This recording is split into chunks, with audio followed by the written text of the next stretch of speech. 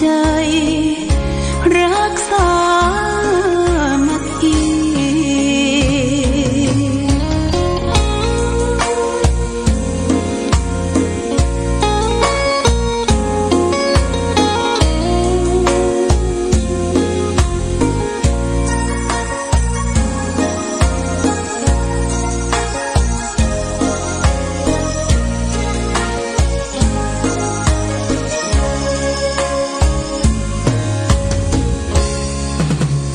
เป็นวัดร้างโบราณสืบสาน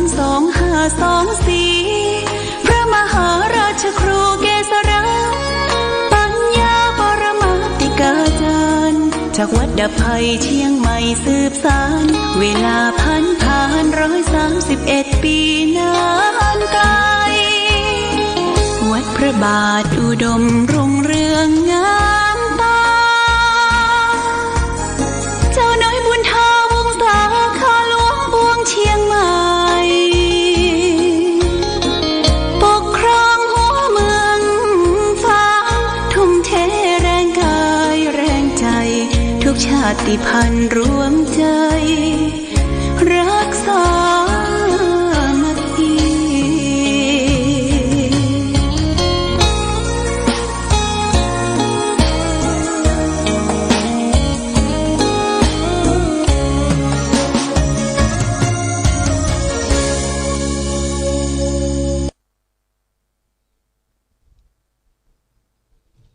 เจริญสุขศรัทธาสาธุชนญาติโยมท่านพุทธบริษัททั้งหลายวันนี้รายการธรรมประทีปส่องต่างก็ได้มาพบปะกับพ่อแม่พี่น้องศรัทธาสาธุชนญาติโยมแห่งครั้งหนึ่งวันนี้เป็นวันเสาร์ที่13เดือนเมษายนพุทธศักราช2567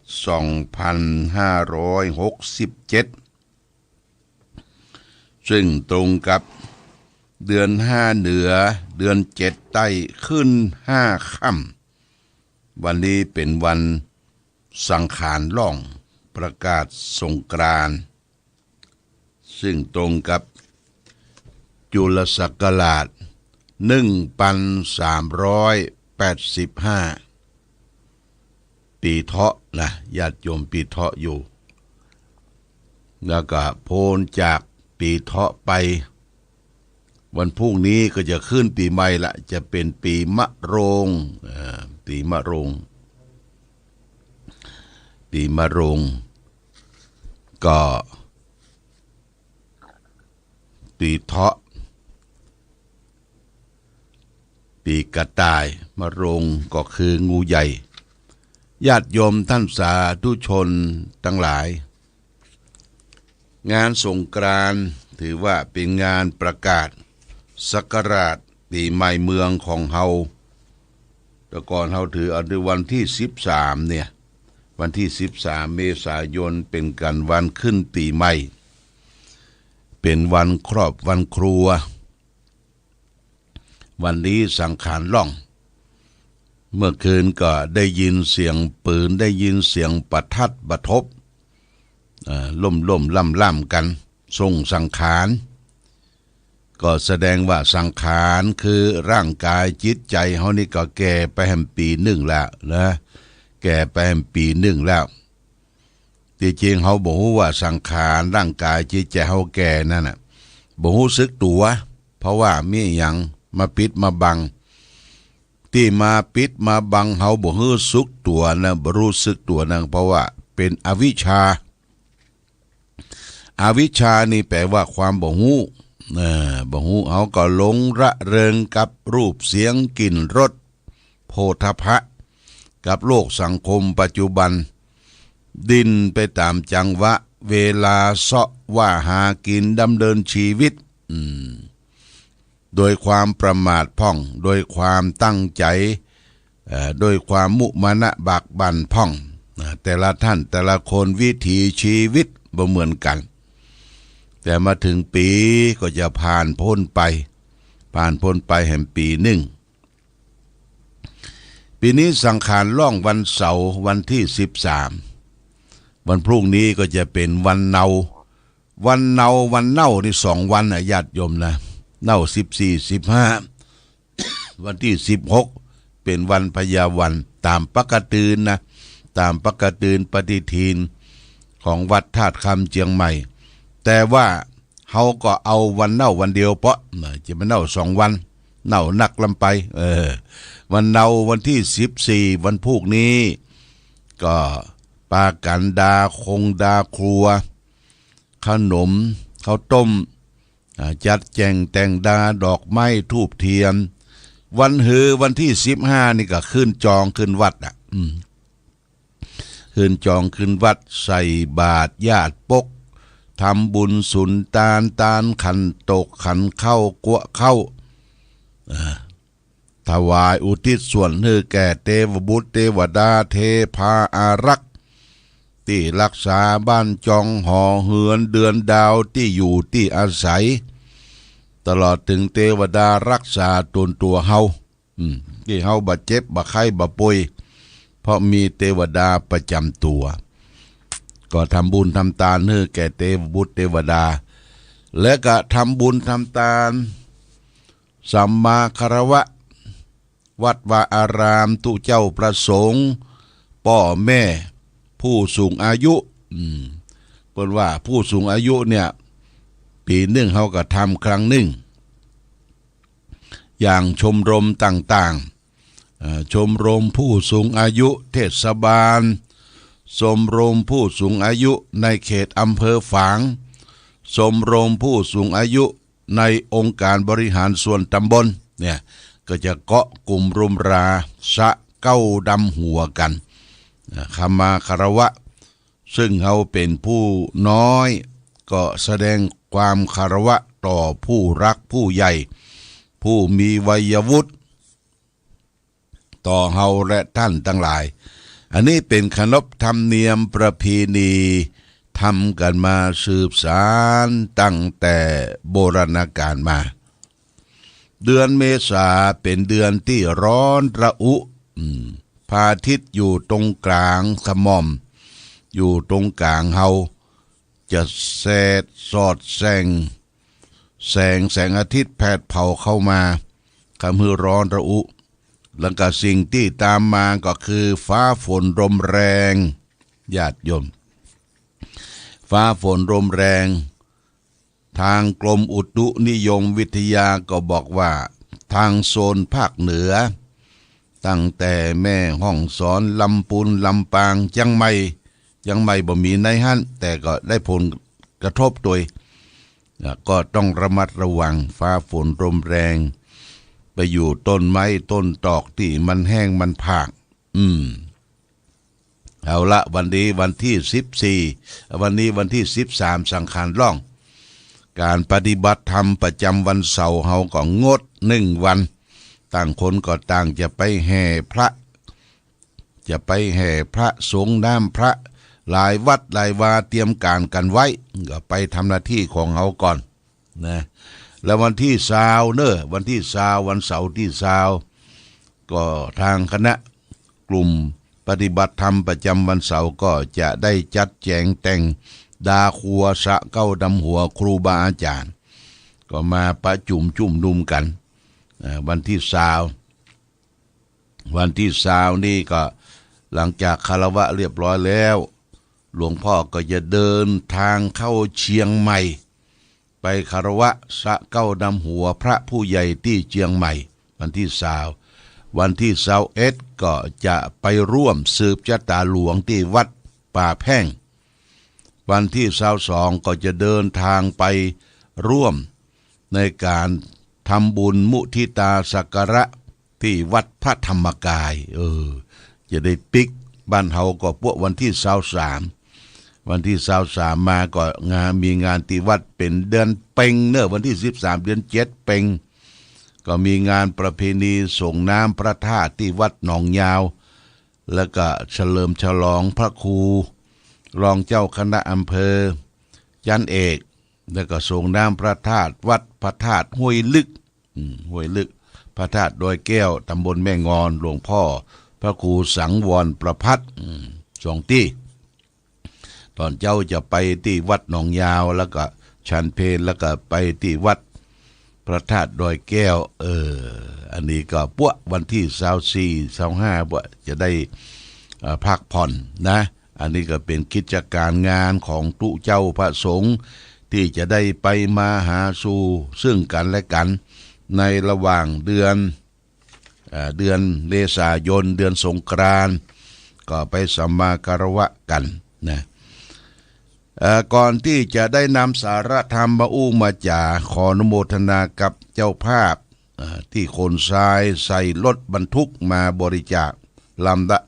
1,800 บาทมีแม่สมควรดงดังบ้านสวนดอกนายหวนสุทธเสนาบ้านเต่าดินพร้อมด้วยคณะลูกหลาน1 ลำ 1,800 บาทแม่เพนพรชัยเกตนายประดิษฐ์ชัยเกตแม่อำนวยทองชัย1 ลำ 1,800 บาทพ่อสีนวลแม่สมศรีปันไฝ1 ลำ 1,800 บาทแม่แก้วรูนไซตระกูลบ้านหนองยาว200 บาทแม่คำน้อยสุปัญญาบ้านสวนดอก100 บาทโมทนาสาธุเนอทรายเปิ้นบรรทุกมาเรียบร้อยแล้วก็ได้เอารถมาสุใส่จันรถสุรถตักใส่จันเรียบร้อยเป็นกองเจดีย์ทรายวันพูกวันฮือวันที่15นี่เขาก็เอาจ้อเอาจุงเอาใจต่อจุงใจต่อไส้จ้อไส้หมูตุงไส้หมูตุง12 ราศีมาปักกันเด้อปักกันนักหลายๆวันนี้ไปจ่ายครัวไปซื้อของดาครัวแล้วก็เตรียมจ้อเตรียมจุงตัวแล้วก็มาตานกองเจดีย์ทรายในวันที่15นี่โมทนาสาธุกับทุกท่านที่ได้ร่วมกันสืบสานวัฒนธรรมประเพณีอันดีงามของเจ้าร้านนาของเฮาตานกอเจดีย์ทราย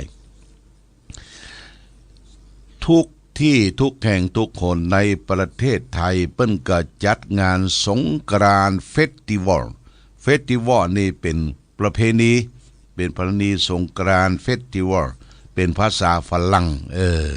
จัดกันเย็นทั่วล่าสงกรานต์ไทยพี่น้องชาวมอญพี่น้องชาวไตใหญ่พี่น้องชาวปะล่องก็รักษาจารีตประเพณีอันดีงามของแต่ละกลุ่มแต่ละชุมชนเอาไว้สืบสานให้ลูกให้หลานได้สืบสานกันต่อไปอันนี้ก็แจ้งญาติโยมท่านสาธุชนสำหรับสามเณรภาคฤดูร้อนจำนวน64 รูปได้ทำการปิดอบรมแล้วเนี่ยญาติโยมปิดอบรมตวาที่ศาลาพุทธบริษัทของวัดพระพุทธบาทอุดมก็มีพ่อมีแม่มีผู้ปกครองมารับไปแต่ละวัดแต่ละวาปุ้นเลี้ยวจากสงกรานต์แล้วก็มารวมกันแห่มกั้งหนึ่งที่ยังบ่ศึกษาราเพศก็จะได้เรียนศึกษาต่อบวชต่อเรียนม.1 ม.2 ม.3 บวชต่อกันต่อไปที่โรงเรียนวัดพระพุทธบาทอุดมนี่ก็แจ้งญาติโยมท่านสาธุชนว่าสามเณรภาคฤดูร้อนปีนี้เปิ้นปิดการอบรมแล้วตะวาเนี่ยวันศุกร์ว่าวันที่12นะอันนี้ก็วันนี้เปิ้นได้ข่าวว่าทางเทศบาลเปิ้นก็จะแห่พระเนี่ยญาติโยมแห่พระทางเทศบาลทั้งอปตทั้งที่ไหนก็จัดการแห่พระส่งน้ำพระเราชาวพุทธทั้งหลายก็มีการส่งน้ำพระขึ้นมาที่บนวัดพระพุทธบาทอุดมที่สำนักปฏิบัติธรรมเขาก็เตรียมพระไว้2 องค์หนึ่งเป็นพระประธานพรยืนองค์ที่2เป็นพระอิ่มตลอดกาลคือทรงบาทเขาก็มาส่งนำพระขอพรขอความอิ่มตลอดกาลเนี่ยก็จัดที่เต็นท์หน้ากุฏิหลวงพ่อท่านทั้งหลายได้ส่งน้ำพระส่งน้ำพระแล้วก็ได้จัดแจงแต่งสถานที่ให้เกิดความรมณียสถานร่มรื่นสะอาดสะอ้านแก่วัดวาอารามที่ ญาติโยมต่างถิ่นต่างแดนต่างไกจะมาเอวที่เมืองฝางก็ขึ้นมาเด้อมาพอน้ำบ่อสาวามาไหว้อนุสาวรีย์พระเจ้าฝางพระนางสามผิวไหว้อนุสาวรีย์ครูบาเจ้าศรีวิจัยแล้วก็ขึ้นไปไหว้องค์พาราพระเจ้าละแข่งองค์พาราพระเจ้าละแข่งนี่ใส่เครื่องทรงอย่างเรียบร้อยละที่วิหารที่ถูกไฟเบิร์นไฟไหม้ไปเมื่อวันที่27เดือนกุมภาที่ผ่านมาเขาได้เฉลิมฉลองเรียบร้อยแล้วและหลวงพ่อก็ได้ทำสารูปเหมือนขององค์พาราพระเจ้าละแข่งให้เขาได้ปูจาเนี่ยเป็นเลซินคือพลาสติกแข็งเนี่ยสวยจดงดงามองค์หนึ่งปูจาก็900 บาทนะแล้วก็สารูปครูบาเจ้าศรีวิจัยเอาไว้สักการะบูชาองค์หนึ่ง300 บาทอันนี้ก็โมทนาสาธุที่ญาติโยมได้ติดต่อได้ไปบูชาเพื่อจะนำเงินปัจจัยมาบูรณะสร้างวัดวาอารามของเฮาต่อไปโมทนาสาธุมาณโอกาสนี้วันนี้ได้มาพบก็จะเอาสารธรรมะมาฝากคือแก่ศรัทธาญาติโยมวันนี้เอาเรื่องของการเสียสละญาติโยมการเสียสละนี่เป็นเรื่องสำคัญคนเฮาถ้าบ่เสียสละบ่ช่วยกันบ่ดูแลพ่อกอยเสียสละช่วยกันบ้านบ่เป็นบ้านเมืองบ่เป็นเมืองต่างคนต่างอยู่ต่างคนต่างกินอยู่คนเดียวเนี่ยเปิ้นว่าไม้ต้นเดียวมันบ่เป็นเหล่ามันต้านลมบนบ่ได้นะไม้ที่อยู่ต้นเดต้นเดียวต้านลมบนบ่ได้เพราะฉะนั้นบ้านเฮากะการกุ้งรุ่งเรืองมีความสันตะความสมานสามัคคีกันมีการเสียสละอยู่ร่วมกันเป็นสามัคคีวันนี้เอาเรื่องปริจาคะกถาว่าด้วยการเสียสละพระพุทธเจ้าได้ตรัสไว้ในพระไตรปิฎกเล่มที่20หน้า753อังคุตรนิกายตติยปนศาสตร์ตรัสว่าเทวะเมภิกขเวปริจาคากตเมเทวะอมิสสะปริจาโคธรรมปริจาโคจะเอตทัตถังภิกขเวอิเมสังทุวินนังปริจาคานังยะทีทังธรรมปริจาโคแปลว่าดูก่อนภิกษุทั้งหลายการเสียสละมี2 อย่างนี้2 อย่างคืออะไรบ้างก็คืออามิสสะปริจาคะ1ธรรมปริจาคะ1ดูก่อนภิกษุทั้งหลายบรรดาการเสียสละ2 อย่างเนี่ยธรรมปริจาคะจัดเป็นเลิศแท้ญาติโยมก็จะได้อธิบายคือท่านทั้งหลายได้รับทราบรับฟังคือการเสียสละการการให้การช่วยเหลือเฟื้อฟ้าแก่บุคคลอื่นมี2 สถานแรกเรียกว่าอามิสปริจาคะประการแรกนะคือเสียสละโดยอามิสก็คือสิ่งของต่างๆที่เฮากินเฮาใจเฮาบริโภคนี่เฮาเสียสละบริจาคให้หอมเป็นเงินเป็นปัจจัยเป็นต้นการเงินการหอมการบริจาคเฮาก็ต้องดูฐานะตัวเองตัวเก่าดูฐานะตัวเองตัวเก่าบ่มีก็บัดต้องเตื้อญาติโยมบ่มีน้อยจะไปเสียสละนักก็บ่ได้มันจะเดือดร้อนตัวเองบ่ต้องอายคือกันนะเวลาเปิ้นหอมกินหอมตาลโอ้วันนี้สตางค์บ่ติดมาตัวเน้อบ่ได้หอมจะเน้อวันหน้าวันตาก้อยว่ากันใหม่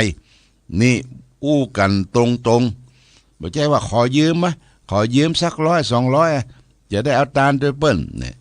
ยืมมันบ่ใช่สตางค์เฮาแต่เตื้อแต่ตั้งหน้ามันจะเป็นหนี้เป็นสินลุงลังกันไปเพราะฉะนั้นการ จะทำบุญสุนทานเพื่อทำด้วยจิตใจอันบริสุทธิ์อามิสปริจาคะของได้มาก็ต้องได้มาด้วยความบริสุทธิ์บ่ได้จากการโลภการอังการเบียบการบังของคนอื่นมาลู่มากินมาทานได้จากความบริสุทธิ์ทานหรือปริจาคะอามิสสิ่งของเนี่ยเปิ้นว่าอานิสงส์จะเกิดขึ้นด้วยมี3สถานหนึ่งความตั้งใจบุพเจตนามีความตั้งใจอย่างวันนี้เป็นวันแต่งวันดาวันพูกจะไปวัดไปวาเขามีความตั้งใจจัดแจงแต่งดาทำด้วยความปราณีตทำอาหารสำหรับกับข้าวอาหารการกินด้วยความปราณีต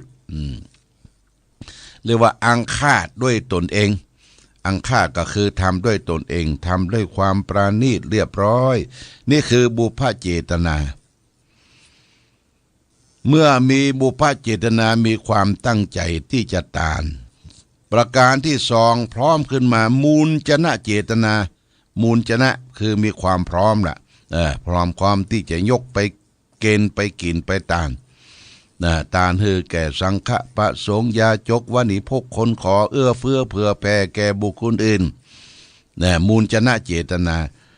ทานแล้วอปรปเจตนาทานแล้วมีความรื่นเริงบันเทิงในการทานร่วมรื่นเริงบันเทิงในการทานบ่กินแนงแข็งใจเปิ้นจะกินจะใจของเฮาบ่สนใจละเฮาได้ทานไปแล้วนี่อย่างนี้เป็นต้นนี่อามิสทานคือความตั้งใจทำมีความพร้อมที่จะฮื้อแล้วก็บันเทิงจิตใจบ่กินแนงแข็งใจบ่อะไรลักต่อการกินการทานบางคนทานถ้วยทานจ้อนทานอย่าง2-3 ปีแล้วโอ้เป็นอะไรหมดเอาทานหัวแล้วปีแล้วปีซื้อน่ะไม่ได้หมดไปเดือดคือพระคือเนรเดือดคือแก่วัดวาอารามเนี่ยคือเฮาบ่พร้อมเนาะยังกินแนงแข็งใจอยู่อันนี้คืออามิสทานต่อไปทานแห่งประเภทหนึ่งก็คือธรรมะสมโภคธรรมะสมโภคะการคบกันให้ทางธรรมนะการคบหากินกันได้ทางธรรมคือการฮือทานอามิสสิ่งของก็ตามการฮือทานอย่างที่หันเป็นปัจจัยทั้งหลายทั้งปวงก็ตามยังการฮือแนะนำชักจูงฮือคนได้หูได้เข้าใจหลักธรรมคำสอนขององค์พระสัมมาสัมพุทธเจ้าเรียกว่าฮือธรรมะเป็นทานเนี่ยเป็นทานที่ประเสริฐการคบหากันด้วยทางธรรมะเป็นสิ่งที่ประเสริฐนะญาติโยมการคบหากันด้วยธรรมะด้วยความถูกต้องแนะนำพร่ำสอนปล้องปรามกันไปในทางที่บดีบังงามเพื่อปล้องปรามกันเนี่ยอันนี้ฝากไว้เป็นสิ่งประเสริฐคือการคบหา2 อย่างเนี่ย2 อย่างสมโภคกถาคบหาด้วยอมิตรแล้วก็ธรรมะสมโภคะการคบหากันในทางธรรมที่พระพุทธเจ้าได้ตัดไว้2 อย่างเนี่ยเป็นอย่างที่2การคบหาด้วยธรรมะเป็นสิ่งประเสริฐสุดประเสริฐสุดญาติโยมเพราะฉะนั้นการคบหาด้วยธรรมะเขาก็ก้อยแนะก้อยนำก้อยตีก้อยเตือนอย่าไปทำเป็นศาสดาสอนเขาบางทีเขาก็บ่ฮู้แท้นะ ญาติโยมบ่ฮู้แท้บ่จบบ่ทองนี่เขาไปสอนเขานี่เขาจะย้อนเนาะเอาเท่าที่ฮู้ได้ทำได้สั่งสอนได้อบรมได้และเขาทำไปเขามีความสุขเช่นอยู่กับครอบกับครัวดำเนินชีวิตอย่างมีความสุขยิ้มได้สอนเปิ้นฮือได้รู้สึกว่าเฮามีความสุขถ้าเฮาสอนไปแบบหน้านิ้วคิ้วขมวดบูดตึเยอะแล้วไปสอนเปิ้นเขาบ่เชื่อคำสอนคำอู้คำจาเฮาถ้าสอนเขาอบรมเขานี่ให้เขาได้มีความสุขญาติโยมท่านสาธุชนทั้งหลายเพราะฉะนั้นในวาระโอกาสทะเลิงศก ขึ้นปีใหม่สงกรานต์2567วันนี้เป็นวันที่13เมษายนเป็นวันสังขารล่องทางรายการธรรมประทีปส่องต่างวิทยุชุมชนคณะสงฆ์อำเภอฝาง100.25และได้แพร่เครือข่ายไปหลายสถานีที่ญาติโยมหรือครูบาอาจารย์พระเจ้าประสงค์เปิดเครื่องรับฟังแพร่ขยายออกไปขออำนวยอวยใจให้ทุกท่านทุกคนน้องครูบาญาติมิตรทางสมณะ